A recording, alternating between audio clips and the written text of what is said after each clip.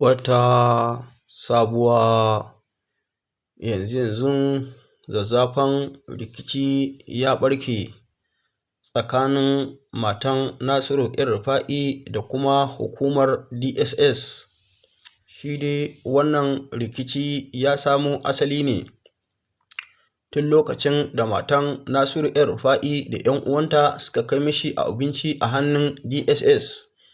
Kamar yadda matan Nasiru El-Rufa'i ta bayyana, wa'innan hukumomi na DSS suka hana a ba Nasiru El-Rufa'i. Sannan kuma gashi Nasiru El-Rufa'i bai da lafiya, wanda kuma likitoci sun so su duba lafiyansa amma kuma wannan jami'an tsaro suka hana. Sai dai ganin haka lalle matar Nasiru El-Rufa'i ranta ya ɓaci matuƙa, inda ta ce lalle za su ɗauki mataki na doka kuma za su iya kai maganan nan kotu, domin dai babu inda lalle kotu ta ba da dama a ce iyalanka su kai maka abinci a ce kuma lalle wasu jami'an tsaro su hana. Sai dai irin waɗannan abubuwan dama suna faruwa, sai dai kamar yadda Hausawa suke cewa ko da wani lokaci lalle idan ka san ba ka son wulaƙanci, to duk abin da ka san zai ja ma wulaƙanci to sai ka kiyaye shi. Kuma Hausawa sun ce dama in dai akwai kwaɗayi to lalle wahala za ta iya biyo baya, kuma duk wanda ya hau motar kwaɗayi zai sauka tashar wulaƙanci. To wannan maganar gaskiya ne. Kowa dai ya san tsohon gwamnan Kaduna Nasiru El-Rufa'i, shi ma lalle ya yi mulki yadda ya ga dama, kuma lokacin da ya yi mulki har ma saɓon Allah ya yi ƙuru-ƙuru, wanda ya fito fili a wannan lokaci, inda ya nuna cewar ko lahira ya je lalle yana da amsar da zai ba Allah. To amma kun san ana cewa Allah ya riga ya fi ƙarfin mutum. Yau dai gashi ta tabbata akan Nasiru El-Rufa'i, wanda kuna ganin tun a nan duniya ne jami'an tsaro suka kama shi tun kafin watan azumi, yanzu kusan wata 3 kenan, amma kuma duk tambayoyin da suka yi masa ya kasa ba su amsa, wanda sandiyar haka har ta kai ga an kai shi kotu, wanda kuma kuna gani har yanzu ba a samu damar bada belinsa ba, wanda kuma yanzu cece-kuce ne ya barke a kafafen sada zumunta. Magoya bayan Nasiru El-Rufa'i su fito su faɗa, su ma jami'an tsaro su fito su faɗa, sauran mutanen gari su fito su faɗa, kowa dai yana faɗa albarkacin bakinsa akan wannan tsohon gwamnan Kaduna. Wasu suna fitowa su faɗi irin alkhairi nashi wanda suka sani, wasu kuma suna fitowa su faɗi irin sharrinsa.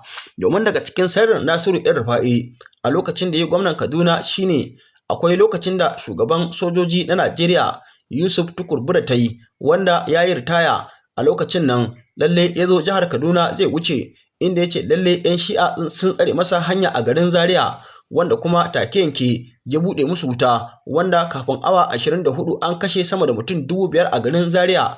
A wannan lokaci Nasiru El-Rufa'i ne gwamna, bai fito ce lalle jami'an tsaro wannan abin da suka yi ba daidai ne ba, inda kuma a wannan lokaci ma shine yake goyon bayan jami'an tsaro akan duk abin da suka yi, ganin cewa lalle Allah ya riga ya ba su mulki a nan duniya, wanda kuma duk wanda Allah ya riga ya ba shi a nan mulki a nan duniya, kai baka isa ka ja da shi ba, lalle in dai ba mulki kake da shi ba. Haka aka kashe 'yan shi'a, wanda su a taron da suke lalle sun kashe 'yan shi'an nan sun riga sun ci banza, wanda kuma ba haka ne ba. Mu mun yarda da abin da malaman addini suke faɗa kullum, duk wanda ya cuci wani daidai da ƙwayar zarra, to lalle a nan duniya in har bai samu damar ramawa ba, lalle ranar gobe alƙiyama to lalle Allah zai bi masa haƙƙinsa. To amma kuma da dama mutane suna wasa da irin waɗannan maganganu da malaman addini suke faɗa, kwata-kwata zaka ga ba su yarda ma da abin da malaman addini suke faɗa ba, domin irin abubuwan da mutanenmu suke yi yawa a ƙasar nan tamu Najeriya, ni na tabbatar da a ce sun yarda da irin abubuwan da malaman addini suke faɗa 100%, to lalle wani abun ba zai taɓa faruwa ba. Domin yanzu ka kaddara irin wancan kisan da aka yi ma 'yan shi'a, a matsayina ni na talaka, yau da zan je gidan masu kuɗi in kama kaza guda 50 ko guda 100 in kashe, to ni na tabbatar idan aka kai ni gidan yari, to in ba sa aka ci ba sai ni shekara 20 ban dawo ba saboda wannan kaji da na kashe. To amma ka duba ka gani amfani da aka yi da mulki, aka yi ta'addanci a zahiri, aka kama mutane aka ci gaba da kashewa haka kawai babu gaira babu dalili, dan sun ce su ba za su bi dokar ƙasa ba. Kuma 'yan shi'a kowa san cewa lalle musulmai ne, kuma sun yarda da Allah, sun yarda da manzon Allah, sannan kuma sun yarda da sahabbai. to amma su babban matsalar su shine ba za su bi dokar ƙasa ba, wannan kuma dokar ƙasa kowa ya san cewa lalle aikin banza ce tunda ba doka ce ta Allah ba, kuma dan ka ce ba za ka bi dokar ƙasa ba, duk wanda ya kama ka ya kashe ka lalle ka yi shahada, domin ko da wani lokaci ko a nan ƙasar tamu Najeriya ta baka dama kai duk addinin da ka ga dama. In ka ga dama ma ka ce ba za ka yi addini ba, lalle kana da yanci a dokar ƙasa kar ka yi addini. To amma ko da wani lokaci su 'yan shi'a sharin da ake musu shine wai sai a ce lalle sun tare hanya sun hana mutane wucewa, wannan kuma kowa san wannan shari ne, wannan magana da ake faɗa ba gaskiya ne ba. Idan kuma har gaskiya ake so, to me yasa yanzu sarakuna lokacin bikin sallah su ma suna fitowa su tare titi, su me yasa ba za a ɗauki doka a hannunsu ba, ko ko a'a sun fi ƙarfin hukuma ne? Sannan kuma idan ana bukukuwa shi ma ana tare titi, me yasa ba za a ɗauki mataki akan irin waɗannan mutane ba? Sannan ranar juma'a idan za a yi sallar juma'a shi ma ana tare hanya, me yasa ba za a ɗauki hukunci akan irin waɗannan mutanen ba? A'a, sai dai a ware wani bangare guda a ce lalle shine mai laifi. Wannan kuma a wannan rayuwar duniyar da ka gani lalle kowa mai laifi ne, sai dai kawai wanda aka kama a yanzu to lalle shine za a kira mai laifi.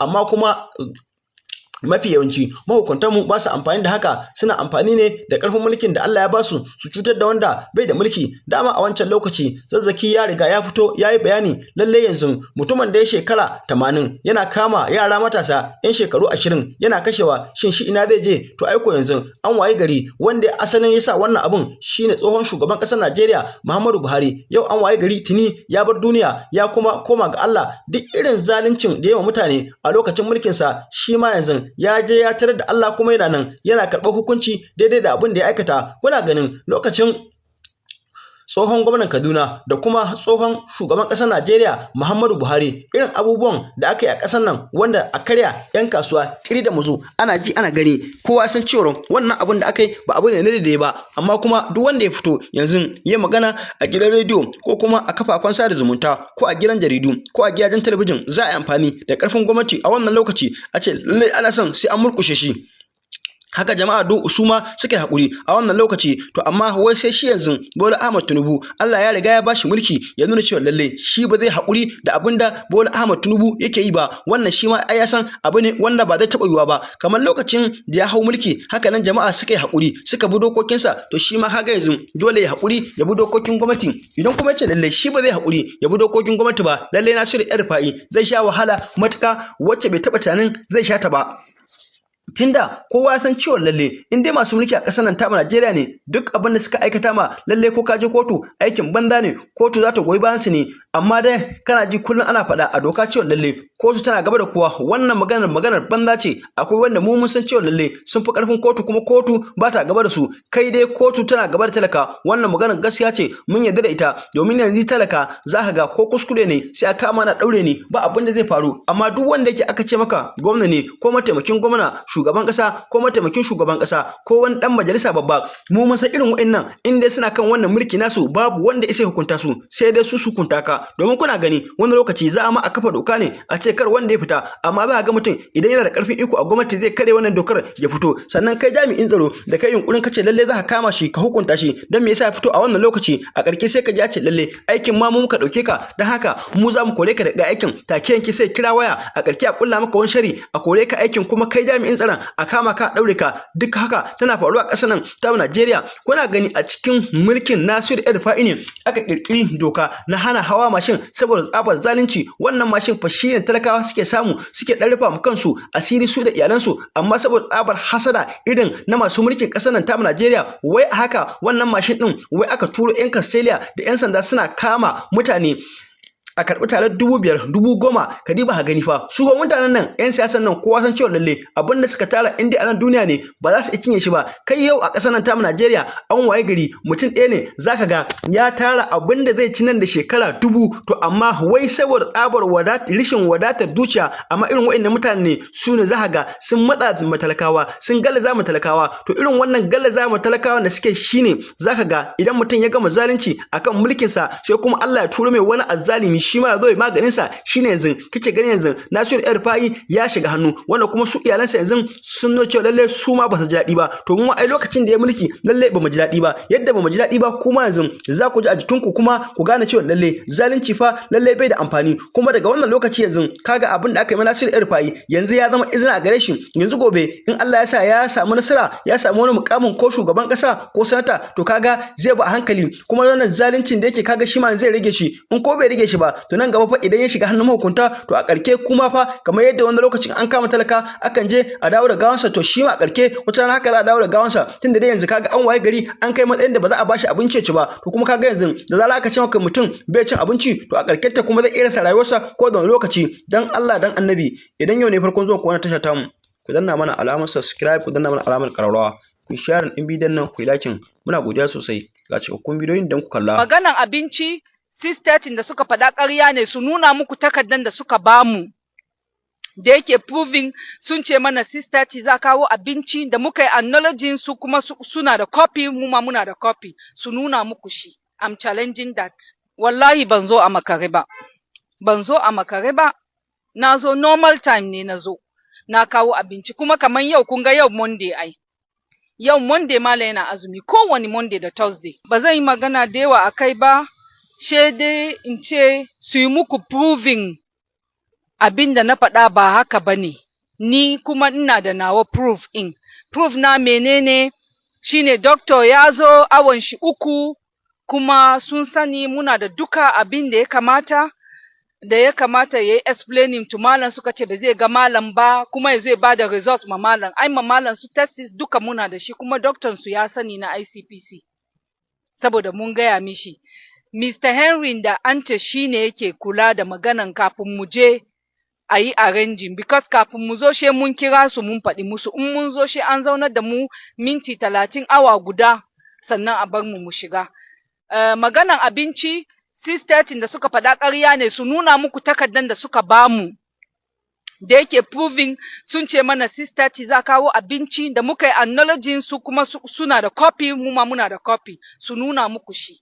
I'm challenging that wallahi ban zo a makare ba na zo normal time ne na zo na kawo abinci kuma kaman yau kun ga yau Monday ai yau Monday mala yana azumi kowane Monday da Thursday so karfe 6 wanda yake azumi zaka kawo mishi abinci karfe 4 ne ko karfe 5 ko karfe 6 ai za ka mishi abinci at least za ku iso nan karfe 6:30 that's why suke using wannan excuse na Monday and Thursday su ce wai abinci karfe 6:30 yake kuma ba karfe 6:30 bane because ko na so karfe 6:30 ai ba 6:30 zan shiga ba saboda zan zauna in jira za su yi approving sannan mu yi continue ba mu yi magana da su ba ni dai na zo na yi continue kawo abinci maybe sun ga yanda ranmu ya ɓaci as mu iyalin shi da kowa ya gani because ba mu san me manufansu ba in ka ce kada mutum ya ci abinci kan ai kana da wani manufa kenan mun je kotu yau muna so after kotu doctor su tabbatar mana da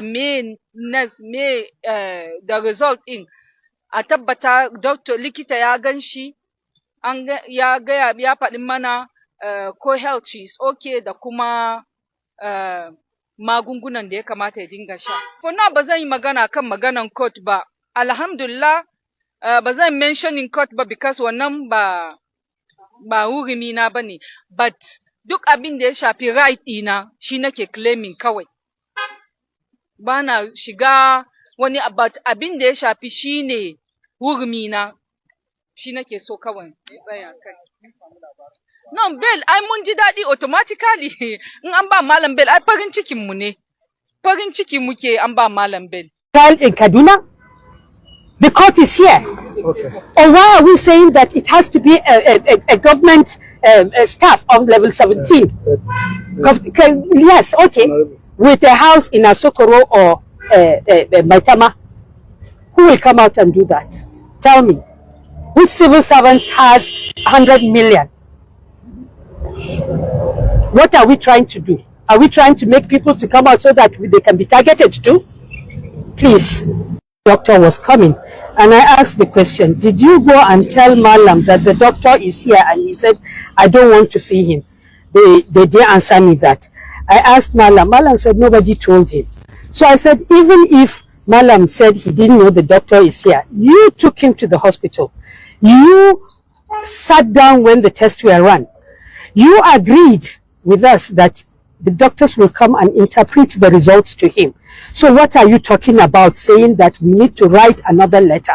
Mind you, from day one, the judge, Justice Aikawa in Kaduna, has given an order, a court order, saying that Malam should have unfettered access to his lawyers and to his medical, to his doctors, to his personal physicians.